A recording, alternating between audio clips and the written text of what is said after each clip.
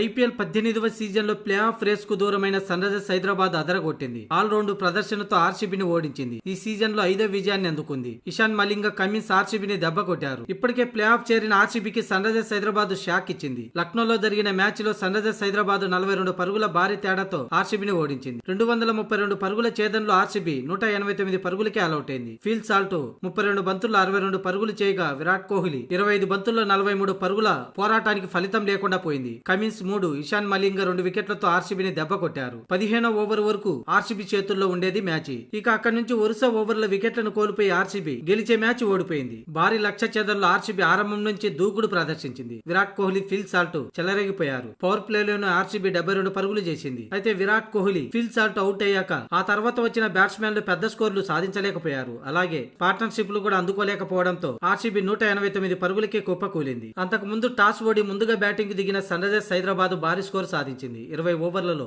6 వికెట్లు కోల్పోయి 231 పరుగులు చేసింది. ఇషాన్ కిషన్ 48 బంతుల్లో 7 4లు 5 సిక్సర్లతో అదరగొట్టి 94 పరుగుల ధనాధన్ ఇన్నింగ్స్ ఆడాడు. ఇప్పటికే ప్లే ఆఫ్ లేక అడుగుపెట్టిన ఆర్సీబీ ఈ మ్యాచ్ లో గెలిచి టేబుల్లో టాప్ 2 లో ఉండాలనుకుంది. కానీ వారి ఆశల్ని సన్ రైజర్స్ హైదరాబాద్ అడియాసలు చేసింది. అయితే తమ చివరి మ్యాచ్ లో ఆర్సీబీ గెలిస్తే టాప్ 2 లో ఉండే అవకాశం ఉంటుంది. ఓడిపోతే మరి 3 లేదా 4వ స్థానానికి పరిమితం కావాల్సి ఉంటుంది.